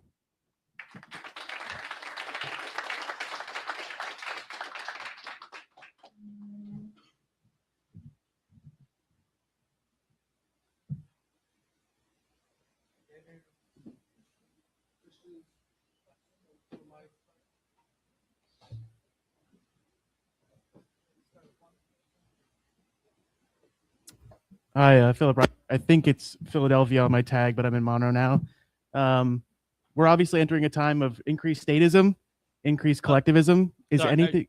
Are you looking to have a question? Yes. Yeah. Just one moment as we get situated. Just one Oh. moment. You'll be first in line. I'll call on you first.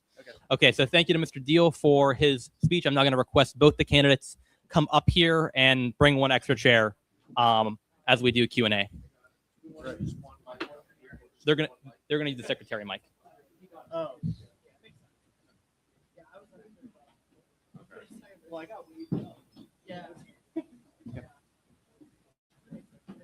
Great. Greg. Come on.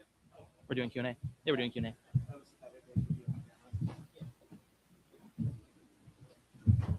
No, Greg. Just share that one. That way people can ask. You guys can't talk at the same time anyway. All right. I would ask Miss Allison Graham if you're willing to keep the time for this event. Thank you very much for your service. All right. Microphone one. Philip Reinhardt. We're entering a time of increased collectivism and statism. Are you going to change anything about the messaging strategy for the party to guarantee that we're meeting that, and maybe get members that are really angry about the current regime inside the United States?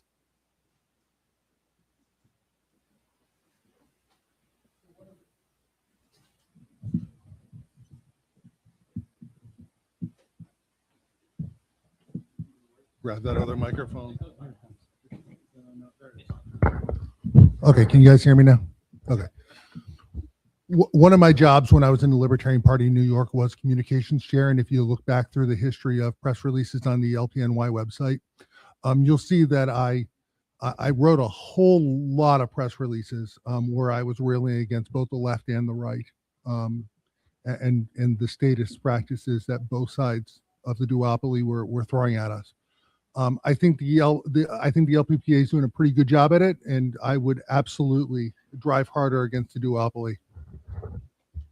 All right, thank you. That's a good question. I think that as a social media messaging campaigns, we always need to be evolving because things are always changing with that. Now, our committee has done a better job, and a good job, and I think that it's important to be relatively aggressive, but still getting the message across. And I think that they're doing a pretty good job with that. I do think that we, again, need to continue to evolve, ever changing, with things going on in Iran and everything else that we have going on. So I do believe that that is an important thing. Yes. Thank you. Microphone two. Calvin Minjone, Bucks County. I'd like to ask each of the candidates, were they to secure the position of LPPA chair before the term of office ends, do they plan on running for any other position, particularly within the National Party? And if so, how are you going to balance those time commitments? My turn to go first, I guess. All right. to be honest with you, I've considered it. I'm not certain. I would not, if I were to decide to run, which honestly I actually still haven't yet. I would not be doing anything super important. But the reason why the LNC, if I were, is because Pennsylvania has the 4th largest delegation in the country, and we essentially have zero representation on the LNC, and I think that some type of representation on there. But as far as balancing it, to me, Pennsylvania always will come first, and it'll be at the forefront of my mind. But I don't have a problem juggling multiple things if I need to. You didn't mention which position you might. Oh, if I were, I would consider an at-large position. I would not want to run for like a Region 5 rep or on the executive committee. So I am a declared candidate for the LNC vice chair position. If I'm victorious in this race and I not run for LNC vice chair, I would run for at-large for the exact same reasons that Greg just said. Pennsylvania currently we are the largest state with no representation on the LNC. So not only would I be running for an at-large position as opposed to LNC vice chair, I would be supporting Brittany Kosin, who is also running for LNC at large. So we have more than one representative on a body where we should be heavily represented because, and this is important to note, we are the 5th largest delegation. We are the largest delegation with no LNC representation. California has like 3 trillion members on the board, it feels sometimes. So, well, I mean, they're their own region. Yep. All right. Microphone 2. Jeff Kellick. Oh, sorry. Microphone 1. My apologies. Jeff Kellick, Allegheny County. What is the approach towards 2028 senatorial race? We'll be going against John Fetterman, maybe Summer Lee, depending on how the Democrats view him. And then we'll be looking at what Master on the Republican side. This is maybe the best opening we've had Senate race in decades. So what are we going to do to foster a candidate here in Pennsylvania? We don't wait till 2028, and we need to start looking today.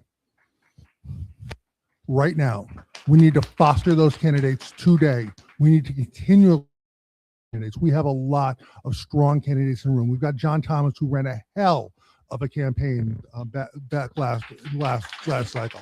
Hell of a campaign. We have Reese and Nick, who ran hellishly great campaigns. We have candidates that have already secured our minor party status for us in 2024. We need to be fostering these candidates going forward. Sorry, Ken, I didn't mean to exclude you, but I've mentioned you way too much today, so I figured I'd give you a rest. Thank you. I actually completely agree with Tony. Is finding a candidate quickly, getting them trained up, getting them the resources that they need, getting them a team behind them, and getting them ready to go. Even if it takes us a little bit of time to find a candidate, setting those backbones going forward, finding the right messaging campaign, finding a lot of stuff. We put forward candidates in the past, and a lot of these guys did all that stuff on their own. They shouldn't have to do that. We have the people, we have the passion to be able to put some resources behind that to get the proper training and proper vetting of the people, because I know we've had some issues with vetting in the past as well. So making sure we're picking the right candidate, picking the right messaging, and have that team behind that person, not just having him grab the reins and run with it and trying to grab a team on the fly. But everything else Tony said, I absolutely agree with, and most of the time Tony and I agree on just about everything. But that would be my approach too, is getting a team ready to go and starting that process. I would request, first off, thank you. I would request a time check from Ms. Graham. Thank Microphone 2. Yeah, TJ Cozen, Buck County. My question's for both of you. I understand that the chair chooses in. If you're reelected or elected, would you be open to putting that up to a vote to the entire county delegation on the executive committee. All right. So you're asking if I'd bring it to the entire board. The board, Right. yeah. Okay. Yes, I don't like to make those types of decisions by myself, and I think that I actually have a track history of doing that. I bring things to the board that are brought to me for my decision quite frequently to the board as a whole, because I don't have all the answers. I don't think that anybody's supposed to have all the answers, but we have good members and good people on that team, and people that frankly know more about certain things than I know. And that's whenever you can find the people to give you that advice, that advice means something. So yeah, that would go to a board discussion or vote if we deem that necessary. Now, for the record, TJ, I have not been approached by anybody at this point in time. I've heard some rumors, and actually Tony and I just talked about one of those rumors just a couple minutes ago. And as right, so yeah, I've heard them, but I have nobody has officially contacted me. And to answer your question, TJ, I very much agree. It would either go to the board or depending on the timing of it, perhaps the national delegation if it happens to occur within the first day of convention, because that region agreement has to be in by the second day of convention. And I've also heard a couple of rumors, but nobody's approached the guy who's not the chair either. So, Okay, thank you both very much. Ms. Graham, time update. Microphone 1. Yeah, seeing as how both of you have announced intentions of going forward with a national office, what's your vision for the region that we are in at that time, and how do you plan on accomplishing it?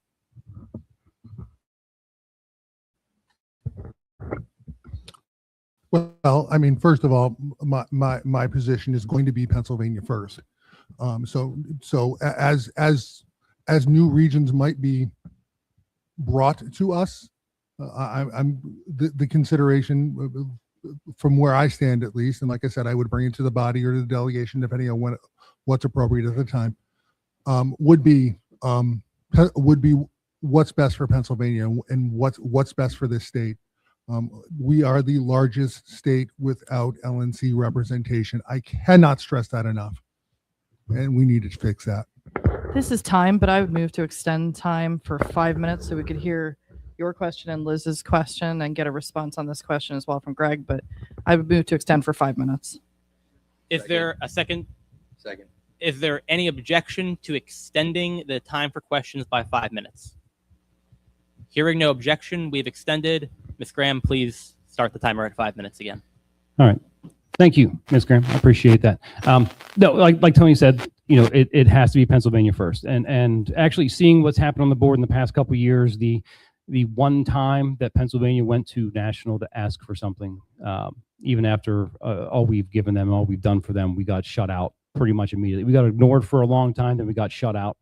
And you shouldn't be shutting out, at least not even having conversations with those states that provide a lot to you.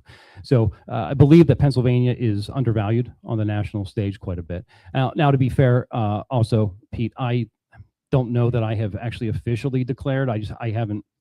I'm going back and forth on that because Pennsylvania is important to me, but it is important enough to me that I would take that time to consider running to do that. Now, let's say say I won as chair and Tony became the chair, the vice chair. I probably wouldn't run because we had representation. I would withdraw my name because we had representation on the board, and Pennsylvania is my #1 priority. Thank you very much for that question. Microphone 2. Ben Heckman, Allegheny County. My question is mostly for Tony because I think we heard Greg speak on Defend the Guard already. But I just wanted to ask specifically, Tony, about Defend the Guard. Like, is that a priority for you? What are your thoughts on it? I love what the Good Knights have been doing on that, and I fully support it. So yeah, absolutely, I support it 100%.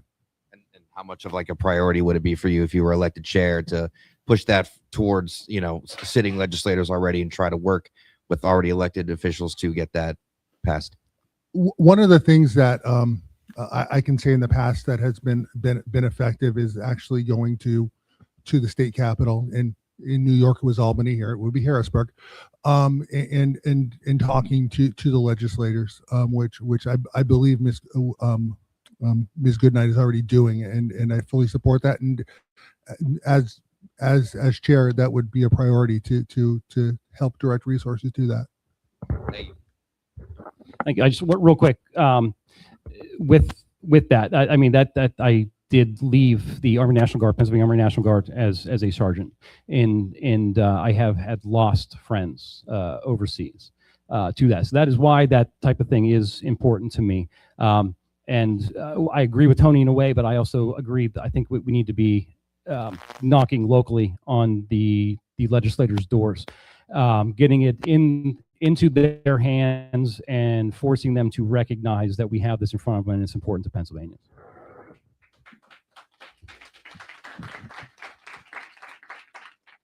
Thank you very much. Microphone 2. Hi, Liz Terwilliger, Bradford County again. So I want to come back around to candidate support, because the Senate race is kind of out there a little bit, but we have a governor race coming up really quickly. And as a previous candidate, I can say I got a lot of support, candidate training, yay, okay, I know how to campaign. But what I couldn't find was people. So a treasurer, a campaign manager, those kinds of positions, and the social media support. So what would you guys do for the governor race that's coming up right away in terms of helping to find actual people to fill those positions who know how to fill those positions? Sure. Actually, I'm glad you asked that question, because I think 2 days ago, Ken and I had about a 45-minute conversation about some of the goals that he had, some of the things that he wanted to do, and some of the things that we could do to help him. So I have a clear vision as to what Ken was looking for and what he needs from the party. I have actually already started to reach out as far as getting your press information and things like that you were looking for, and speaking with our elections chair and a couple others as far as gaining him the people and the expertise in the fields that Ken is needed. He did express a couple very specific needs for us, but again, having that backbone infrastructure is important.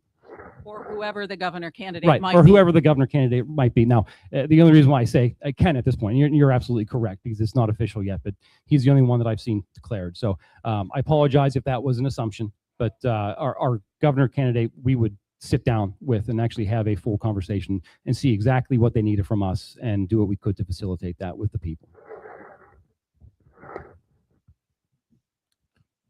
First of all, I'd like to say what a fantastic job Morgan is doing as elections chair. Can we all give him a round of applause here? I'll give up 10 seconds here for that. It does come down to conversations with candidates and what they need.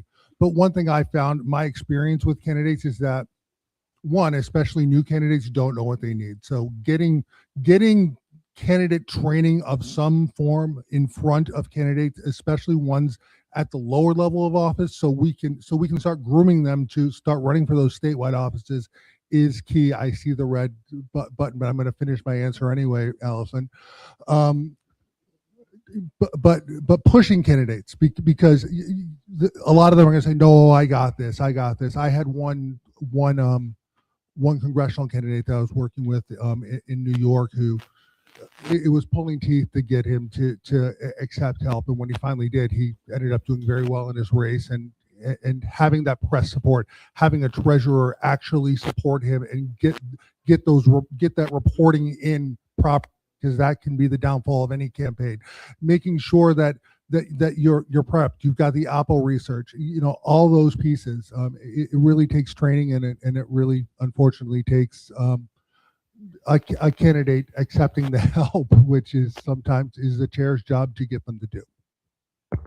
Thank you very much. Thank you very much to our candidates. We have run out of time for questions. You may be dismissed.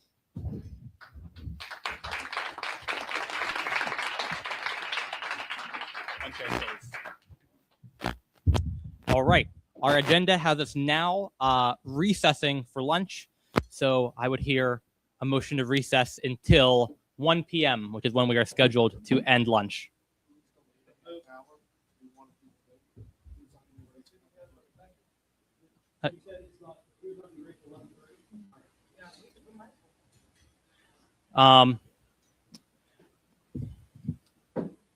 As for, let me just ask this. Is there any objection to not adjourning right now and holding the vote? Is there any objection to that? Okay, one objection. 1 second.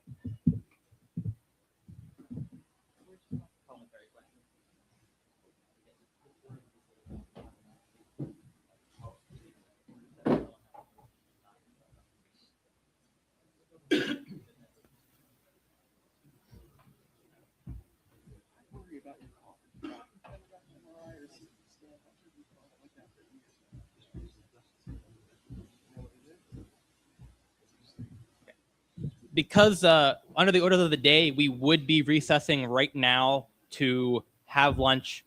I would like to hear a motion for us to postpone that recess for 30 minutes.